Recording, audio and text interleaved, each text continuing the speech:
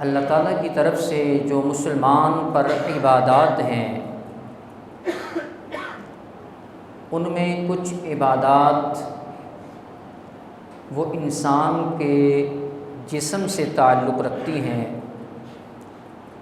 جس طرح نماز ہے، یہ جسمانی عبادت بھی ہے، زبانی بھی ہے،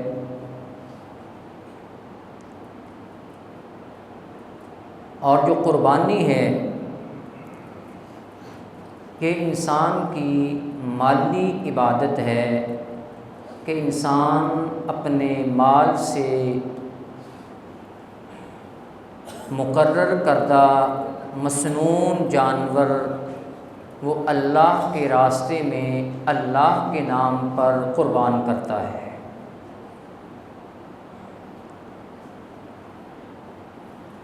قربانی کے وہ جانور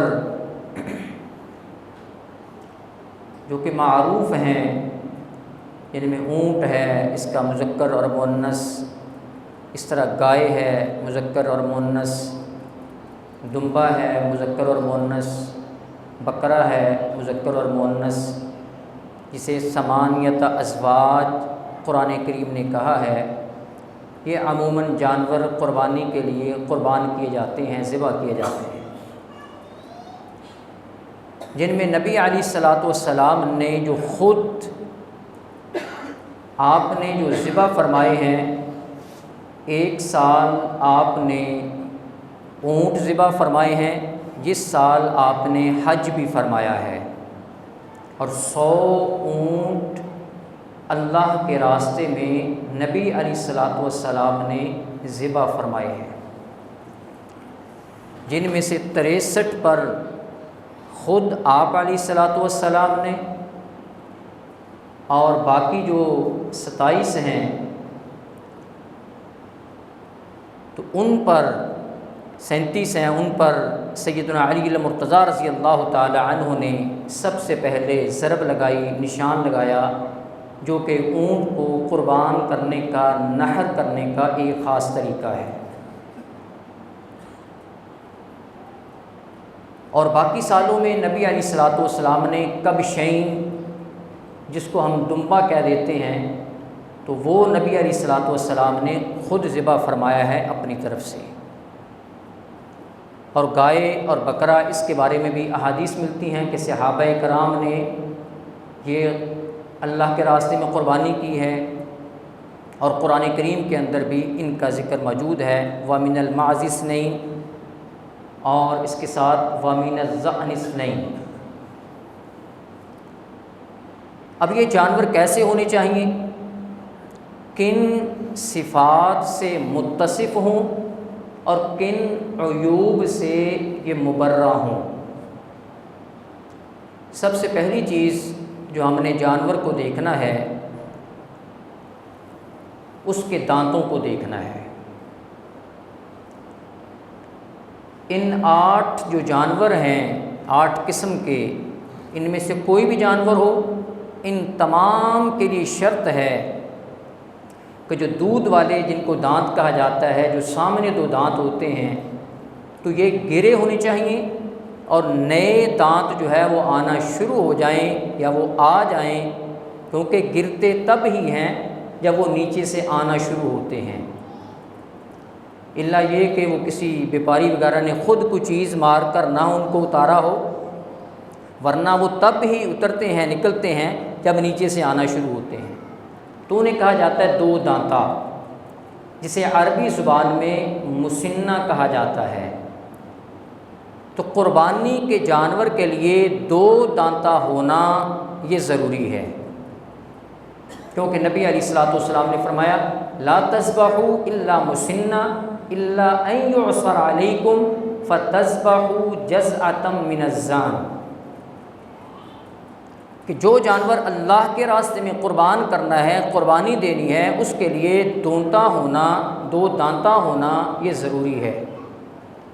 الا یہ کہ 2 دانتا نہ ملتا ہو، یا جس قیمت میں مل رہا ہو اتنی اس کے پاس استطاعت نہ ہو، پھر اس کے لیے گنجائش ہے فَتَذْبَحُوا جَزْعَةً مِّنَ الظَّعْن، کہ وہ دمبے میں سے 1 سال جس کی عمر پوری ہو چکی ہے وہ اللہ کے راستے میں قربانی کر سکتا ہے۔ 2 شرائط کے ساتھ ہے کہ وہ مارکیٹ میں کہیں پہ دستیاب ہی نہیں ہے، 2 دانتا ختم ہو چکا ہے، یا جو 2 دانتا کی قیمت وہاں پر موجود ہے وہ قیمت اس کے پاس موجود نہیں ہے، اس صورت میں 6 مہینے کا نہیں 1 سال کا دمبا وہ قربانی کیا جا سکتا ہے۔ دوسری چیز نبی علیہ الصلوۃ والسلام نے فرمایا العوراء بین عورها، جب جانور کو خریدنا ہے تو اس کی آنکھوں کو دیکھیں، انسان ہو جانور ہو، اس کے سامنے جب انسان ہاتھ رکھتا ہے آنکھوں کے سامنے اس سے پتہ چل جاتا ہے کہ اس کو نظر آتا ہے یا نظر نہیں آتا۔ ظاہری طور پر آنکھ بالکل درست ہے لیکن بسا اوقات اسے نظر نہیں آتا، ایک آنکھ سے نظر نہیں آتا یا دونوں سے نظر نہیں آتا، ان دونوں صورتوں میں وہ جانور قربانی کے لیے نہیں خریدا جائے گا جس کا کانا پن، جس کا نبینا پن بین عورها واضح ہو، تو اس طرح کا جانور بھی نبی علیہ الصلوۃ والسلام نے قربانی کے لیے خریدنے سے منع فرمایا ہے۔ اور اسی طرح نبی علیہ الصلوۃ والسلام نے فرمایا کہ جب آپ قربانی کے جانور کو خریدنے کے لیے جائیں تو ان نستشرف العین والاذن، اس جانور کے کانوں کو دیکھیں، وہ نیچے کی طرف سے، اوپر کی طرف سے، سامنے کی طرف سے، کسی طرف سے بھی وہ کٹے ہوئے کان نہیں ہونے چاہیے، ولا خرقاء، اور کان کے اندر سوراخ بھی نہیں ہونا چاہیے۔ یہ ان ساری چیزوں کو دیکھنا ہے کہ وہ کٹا ہوا نہیں ہونا چاہیے اور کان میں سوراخ بھی نہیں ہونا چاہیے۔ اگر ایسا ہے تو قربانی کے لیے اسے خریدنا درست نہیں ہے۔ اس طرح نبی علیہ الصلوۃ والسلام نے فرمایا والارجاء بین ضلعها، اس کی ٹانگوں کو دیکھنا ہے، ٹانگوں کے لنگڑا پن نہ ہو، ٹانگ ٹوٹی ہوئی نہ ہو اور کٹی ہوئی نہ ہو، وہ لنگڑا کر نہ چلنے والا ہو، اس کا لنگڑا پن واضح نہ ہو۔ اگر ایسا ہے کہ جس کا لنگڑا پن واضح نہیں ہے، پتہ ہی نہیں ہے کسی کو، کسی وقت اس کی ٹانگ میں مسئلہ بنا تھا بعد میں ٹھیک ہو گیا، اب وہ جانور ٹھیک چل رہا ہے، اب وہ لنگڑا کر نہیں چل رہا، ایسا جانور درست ہے، لیکن لنگڑا کر اب چل رہا ہے تو نبی علیہ الصلوۃ والسلام نے ایسا جانور قربانی کے لیے خریدنے سے منع فرمایا ہے۔ اس طرح نبی علیہ الصلوۃ والسلام نے فرمایا سینگ کو بھی اچھے طریقے کے ساتھ دیکھ لو کہ وہ بھی کٹا ہوا نہیں ہونا چاہیے۔ اس میں البتہ بعض علماء نے اس عربی لفظ کو سامنے رکھتے ہوئے کچھ اختلاف موجود ہے کہ اگر بالکل تھوڑا سا کوئی ٹوٹا ہوا ہو عموماً کسی چیز کے ساتھ لگ کر وہ گنجائش ہے، لیکن اگر زیادہ ہو اور اس کا ٹوٹا ہونا واضح ہو یا کٹا ہوا ہونا واضح ہو تو ایسے جانور کو بھی قربانی کے لیے نہیں خریدنا چاہیے۔ اس طرح نبی علیہ الصلوۃ والسلام نے فرمایا والمریضہ بین مرضها، وہ جانور جو بیمار ہو اور اس کا بیمار ہونا واضح ہو، واضح طور پر پتہ چلے کہ یہ تو بیمار جانور ہے، وہ بھی قربانی کے لیے خریدنا اس کو درست نہیں ہے۔ اور اس طرح میں والکثیر، وہ جانور جو اتنا لاغر، اتنا کمزور کہ جس کے گویا کے ہڈیوں میں گودا ہی نہیں ہے، مخ ہی نہیں ہے، تو ایسا جانور بھی قربانی کے لیے خریدنا درست نہیں ہے۔ یہ کچھ صفات جو نبی علیہ الصلوۃ والسلام نے بتلائی ہیں، یا یہ وہ عیوب ہیں قربانی کے جانور کے لیے کہ اگر یہ عیوب اس میں پائے جائیں تو ایسے جانور کو قربانی کے لیے خریدنا درست نہیں ہے۔ اچھا، کچھ وہ عیوب جن کو ہم سمجھ لیتے ہیں کہ یہ عیب ہے، حدیث میں اسے بیان نہیں کیا، حدیث میں وہ عیب بیان نہیں ہے، لیکن ہم سمجھ لیتے ہیں کہ شاید یہ ہے، تو وہ عیب متصور نہیں ہوگا اور ایسا جانور قربانی کے لیے جائز اور درست ہوگا۔ مثال کے طور پر کوئی جانور ہے، اس کی چمڑی میں، اس کی کھال میں کوئی چھوٹی سی گلٹی بنی ہوئی ہے، چھوٹی سی گلٹی ہے اور اس کی کھال میں ہے، اور واضح نظر آ رہا ہے کہ اس سے اس کی بیماری یا کوئی اس طرح کی چیز نہیں ہے، تو وہ عیب متصور نہیں ہوگا، کیونکہ ہم نے وہ عیب دیکھنے ہیں جو نبی علیہ الصلوۃ والسلام نے بتلائے ہیں۔ اس کے علاوہ کوئی اور چیز وہ عیوب کے اندر اس کا تصور نہیں کیا جائے گا۔ اور قربانی کے لیے جو جانور خریدنا ہے، جانور خرید لیا، بالکل اس کی ساری چیزوں کو دیکھا، جو عیب حدیث میں بیان ہوئے ہیں سبھی کو دیکھ لیا، اس کے کان کو بھی دیکھ لیا، اس کی آنکھ کو بھی دیکھ لیا، سینگ کو بھی دیکھ لیا، ٹانگوں کو بھی دیکھ لیا، یہ بھی دیکھ لیا کہ اتنا کمزور نہیں ہے، بیمار نہیں ہے، خرید کر گھر آ گئے۔ گھر آ کر کسی وجہ سے کوئی اس کو مسئلہ بن گیا، اس کی کان کو مسئلہ بن گیا، اس کی آنکھ کو مسئلہ بن گیا، اس کی ٹانگ کو مسئلہ بن گیا، تو ایسا جانور قربانی کے لیے ذبح کیا جا سکتا ہے۔ خریدنے کے بعد اگر نقص آ جاتا ہے، وہ حدیث کے اندر موجود ہے، نبی علیہ الصلوۃ والسلام اور صحابی رسول سے جو کہ منقول ہے، باقاعدہ پوچھا گیا تو انہوں نے بتلایا کہ کیا اس میں جو خرابی آئی ہے خریدنے سے پہلے ہے یا بعد میں ہے؟ بتلایا گیا کہ بعد میں ہے، فرمایا پھر یہ جائز ہے۔ خریدنے کے بعد اگر نقص آ گئے اس طرح کا وہ عیب، تو وہ جانور قربانی کے لیے درست ہے۔ تو جو جانور اللہ کے راستے میں قربانی کے طور پر ذبح کرنا ہے، قربان کرنا ہے، اس کے ساتھ ساتھ جو نبی علیہ الصلوۃ والسلام نے فرمایا کہ من اراد ان یضحی، جو قربانی کا ارادہ رکھتا ہے، قربانی کرنی ہے جس نے، وہ کیا کرے؟ ان دنوں میں جب چاند طلوع ہو جائے ذو الحج کا، اس وقت سے لے کر قربانی کرنے تک اپنے جسم کے کسی بال کو نہیں کاٹے گا، جان بوجھ کر توڑے گا نہیں بال کو، اپنے ناخن نہیں تراشے گا، اور نہ ہی اپنے ناخنوں کو توڑنے کی کوشش کرے گا۔ اور یہ کب تک؟ عید پڑھنے تک نہیں کہ عید پڑھ لی، عید پڑھنے کے فوراً بعد حجامت کروا لیں جی، عید پڑھنے کے فوراً بعد ناخن تراش لیں، نہیں، حتیٰ یضحی، قربانی کرنے تک۔ قربانی کرنی ہے عید کے بعد، تو قربانی کرنے کے بعد پھر اپنی حجامت بنانی ہے، پھر وہ ناخن تراشنے ہیں۔ دین اسلام چونکہ ہر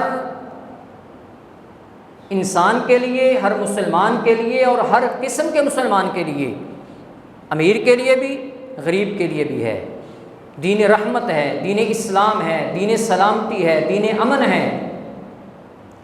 اب معاشرے میں بہت سے وہ افراد ہوں گے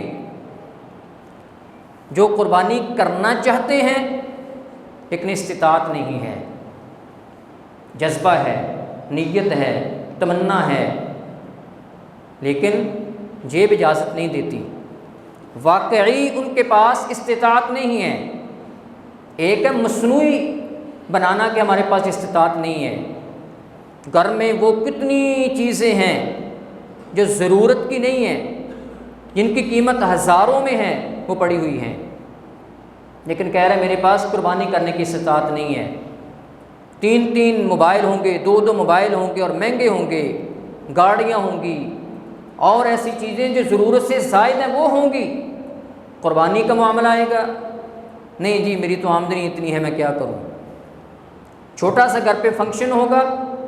کسی کی پیدائش پر، کسی کی منگنی پر، کسی کی اور خوشی پر ہزاروں روپیہ لگا دیں گے، قربانی کا معاملہ آئے گا، یہ گنجائش نہیں ہے، کیا کریں۔ یہ مصنوعی اپنے آپ کو بنانا ہے کہ مصنوعی طور پر مجھ میں استطاعت نہیں ہے۔ اگر واقعی استطاعت نہیں ہے تو اس کے لیے نبی علیہ الصلوۃ والسلام نے کیا فرمایا؟ آپ نے فرمایا کہ وہ عید کی نماز پڑھنے کے بعد اپنے بالوں کو کٹوا لے اور اپنے ناخن تراش لے،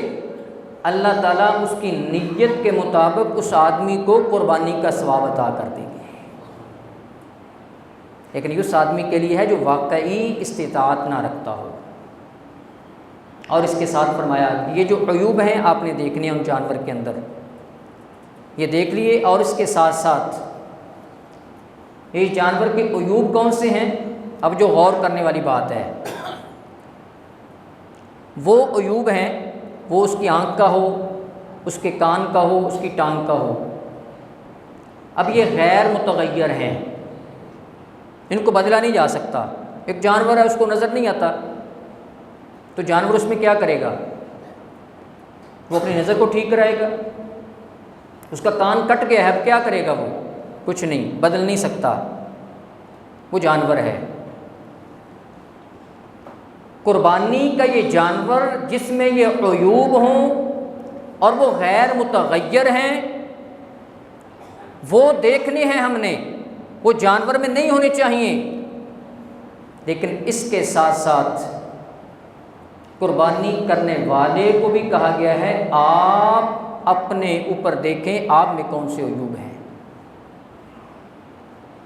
جانور کی آنکھ کو دیکھنا ہے، جانور کے کان کو دیکھنا ہے،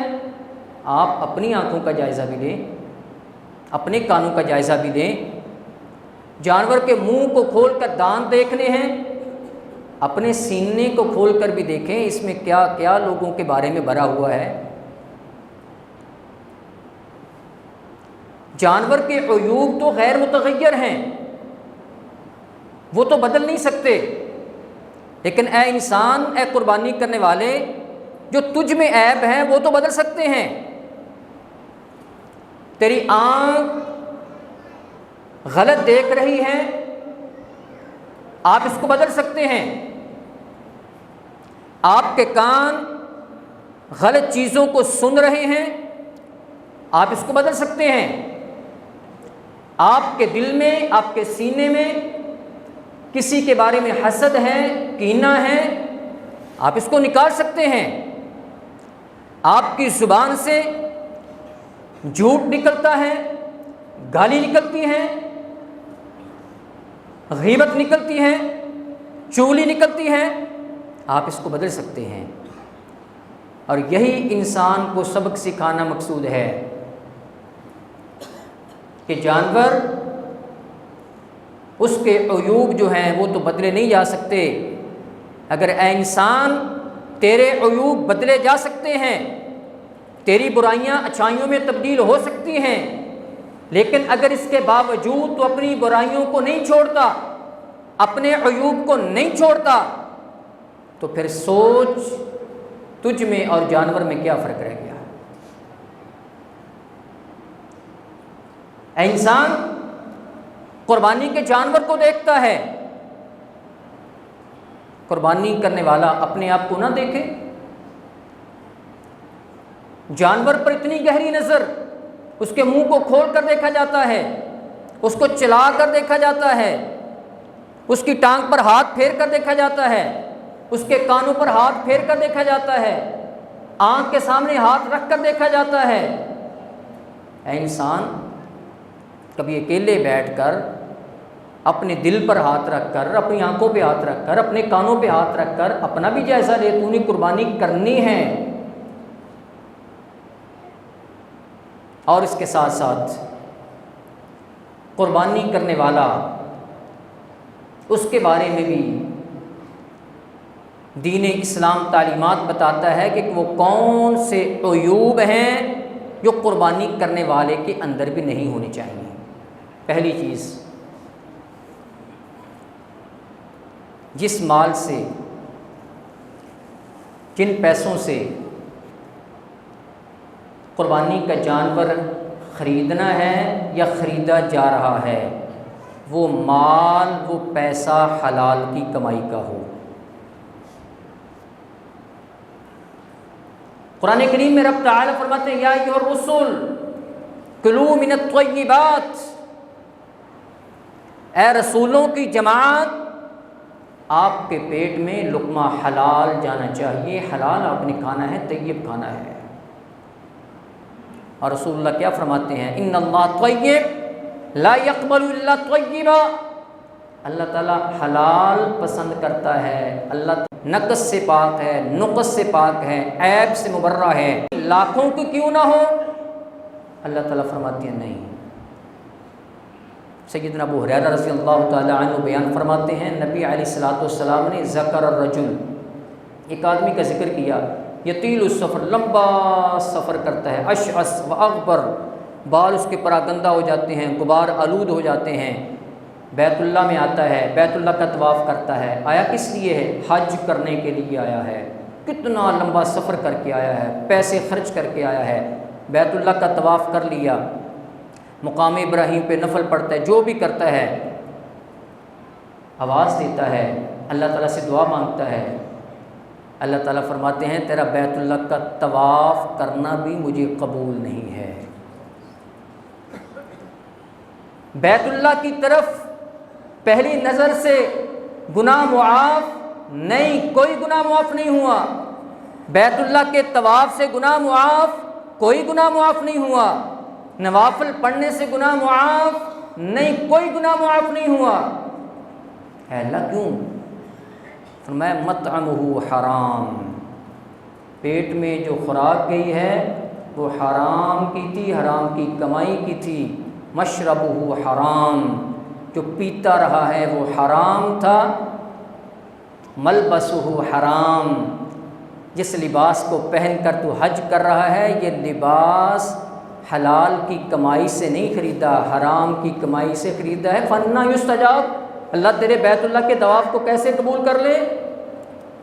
تیرا کھانا حلال کا نہیں، پینا حلال کا نہیں، پہننا حلال کا نہیں، تیرے بیت اللہ کا طواف قبول نہیں، تیرا حج قبول نہیں، تیرا سفر کرنا قبول نہیں۔ اس لیے ضروری ہے اپنی کمائی کو دیکھیں۔ بہت سے لوگوں کو سوچیں کہ اب کیا کریں، ہم نے تو پورا سال کمایا ہے، اب اسی سے جانور خریدنا ہے اور کہاں سے ہم نے لے آنا ہے، اور ہمیں پتہ ہے کتنے جھوٹ بولے ہیں، کتنے جھوٹ بول کر کمایا ہے، ہمیں پتہ ہے کتنے لوگوں کو دھوکہ دیا ہے تب اتنے پیسے بنے ہیں، ہمیں پتہ ہے کس کے پلاٹ پر قبضہ کیا ہے تو تب جا کر یہ اتنے پیسے بنے ہیں، ہمیں پتہ ہے کتنوں کو ہم نے دھوکہ دیا ہے تو تب جا کر یہ پیسے بنے ہیں، مجھے پتہ ہے میں نے کہاں کہاں سود کا کاروبار کرتا ہوں، کہاں کہاں سے سودی پیسہ میرے پاس آیا ہے، اسی سے میں نے قربانی کے جانور خریدنا، اب کیا کروں؟ اگر سانس چل رہا ہے، اگر موت حلق کے قریب نہیں آئی تو ابھی موقع ہے، دوسروں کو بتانے کی ضرورت نہیں ہے، اکیلے بیٹھ کر اللہ سے رجوع کیجئے، توبہ کیجئے اور اللہ سے وعدہ کیجئے کہ اللہ آئندہ حرام کا ایک لقمہ میرے پیٹ میں بھی نہیں جائے گا اور میری اولاد کے پیٹ کے اندر بھی نہیں جائے گا، اور جس کا دھوکے کے ساتھ مال لیا ہے وہ واپس کروں گا، جس کا زمین کا حصہ ہے، پلاٹ کا حصہ ہے، پیسوں کا معاملہ ہے، جس کے پیسے میری آمدنی میں شامل ہیں اس کو واپس کروں گا۔ اللہ تعالیٰ جو ہے موقع دیا ہے، زندگی ہے تو موقع ہے، مایوسی کی تو بات نہیں ہے، اللہ تعالیٰ کی رحمت کے دروازے کھلے ہیں، توبہ کے دروازے کھلے ہیں، آج بھی توبہ کی جا سکتی ہے، آج بھی اپنے حرام کی کمائیوں کو حلال کمائیوں میں بدلا جا سکتا ہے، شرط یہ ہے جس کا غلط طریقے سے غصب کیا ہوا ہے وہ واپس کر دیا جائے اور جو حلال ہے اس پر اللہ کا شکر ادا کیا جائے، تو پہلی چیز۔ دوسری چیز، اگر عقیدے میں شرک ہے، عقیدے میں شرک ہے تو اللہ تعالیٰ کو لاکھوں کی قربانی بھی اللہ تعالیٰ فرماتے ہیں مجھے قبول نہیں ہے۔ یہ کیسے ہو سکتا ہے کہ قربانی سنت ابراہیمی ہے، سنت ابراہیمی کے طور پر قربانی کی جائے اور عقیدہ آزر والا رکھا جائے؟ آزر کون تھے؟ ابراہیم علیہ السلام کے باپ، جو بتوں کو پوجتے تھے، بناتے تھے، بیچتے تھے۔ قربانی ابراہیم علیہ السلام کی سنت، عقیدہ آزر والا، اللہ تعالیٰ فرماتے ہیں ایسے نہیں، عقیدہ بھی ابراہیم علیہ السلام والا ہو، توحید والا، اور قربانی بھی ابراہیم علیہ السلام کی سنت ہو، تو تب تیری قربانی قبول ہوگی۔ سیدہ عائشہ صدیقہ کائنات رضی اللہ تعالی عنہ نے پوچھا، اے اللہ کے رسول، عبداللہ بن جدعان، یہ حضرت ابوبکر صدیق رضی اللہ تعالی عنہ کا رشتہ دار تھا، رشتے میں چچا لگتا تھا، ابو قحافہ کا کزن تھا۔ پھر عائشہ رضی اللہ تعالیٰ نے پوچھا، عبداللہ بن جدعان کتنا بڑا مکے کا سخی تھا، اتنا سخی تھا جتنے لوگ حج کرنے آتے تھے سارے حاجیوں کی ضیافت اکیلا عبداللہ بن جدعان کرتا تھا، سینکڑوں اونٹ ذبح کرتا تھا حج کے موقع پر حاجیوں کو کھانا کھلانے کے لیے، سینکڑوں اونٹ۔ اور جب حاجی واپس جاتے، جس راستے سے گزرنا ہے اپنے کرندوں کو کہتا ہو وہاں کھڑے ہو جاؤ، ہر حاجی کو جانے والے کو ایک عربی سوٹ، عربی لباس جو ہے تحفے کے طور پر دیا جائے، اتنا پیسہ خرچ کرتا تھا۔ پھر عائشہ نے پوچھا، اے اللہ کے رسول، نام بھی بڑا پیارا، عبداللہ بن جدعان، اے اللہ کے رسول، اسے فائدہ ہوگا ان نیکیوں کا؟ یہ جو سخاوت کرتا رہا ہے، یہ سخی تھا اتنا بڑا، اس کو فائدہ ہوگا؟ نبی علیہ الصلوۃ والسلام نے فرمایا، ایک ذرے کے برابر بھی قیامت کے دن اسے فائدہ نہیں ہوگا۔ حاجیوں کی خدمت کی ہے، نمازیوں کی خدمت کی ہے،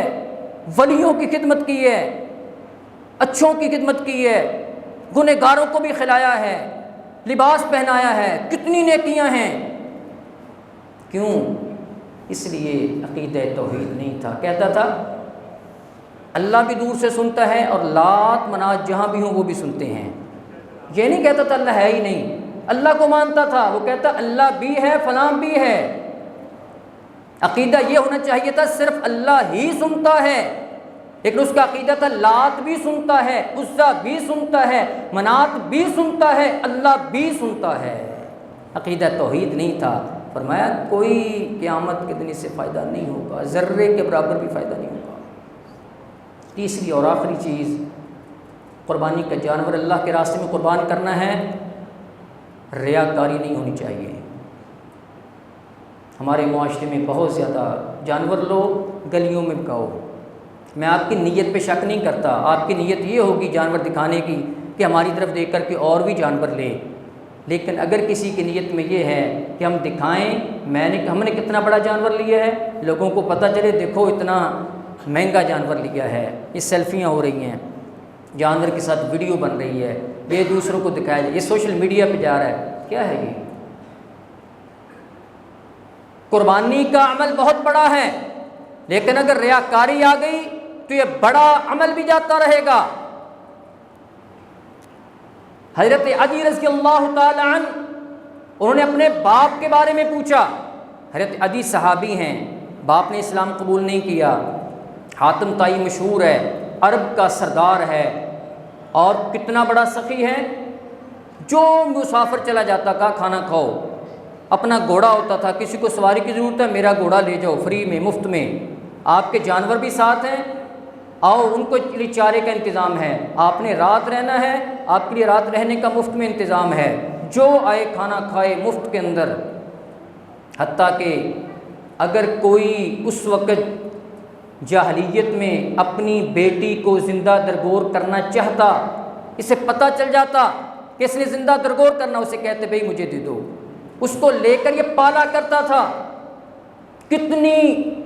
جن کو زندہ درگور کرنا تھا یا ہونا تھا، جنہیں مر جانا تھا، زندہ درگور ہو جانا تھا، ان کو لے کر ان کی کفالت کی تھی، اتنی نیکیاں ہیں۔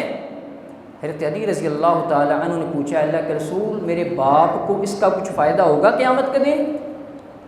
نبی علیہ السلام نے فرمایا اس نے یہ کام اس لیے کیا تھا نا کہ لوگ کہیں بڑا سخی ہے، وہ لوگوں نے دنیا میں کہہ دیا بڑا سخی ہے، قیامت کے دن اس کا کوئی فائدہ نہیں ہوگا۔ اس سے بڑی قربانیاں کس کی ہیں؟ اگر دیکھا جائے کتنے غلام آزاد کیے، ہزاروں اونٹ قربان کیے، کتنے مہمانوں کو کھانا کھلایا، کتنے بے آسراؤں کا آسرا بنا، بے سہاروں کا سہارا بنا، لیکن قیامت کے دن کوئی فائدہ نہیں۔ تو ہم بھی دیکھیں، صرف جانور کے عیوب کو نہ دیکھیں، جانور کے نقائص کو نہ دیکھیں، جانور کے نقائص کو دیکھنے سے پہلے اپنے نقائص کو دیکھیں۔ وفی انفسکم افلا تبصرون، اپنی طرف نہیں دیکھتے، دوسروں کی طرف دیکھتے ہو، دوسروں کے عیوب نظر آتے ہیں، نہیں اپنی طرف دیکھیے، جانور کے عیوب بھی دیکھیے جو حدیث میں ہیں، اور اپنے عیوب بھی دیکھیے۔ جانور کے عیوب غیر متغیر ہیں، وہ تو بدل نہیں سکتے، انسان جو تیرے اندر عیب ہیں وہ بدل سکتے ہیں اگر تو بدلنا چاہے۔ اللہ تعالیٰ ہم سب کو عمل کرنے کی توفیق نصیب فرمائے۔ وما علی البلاغ۔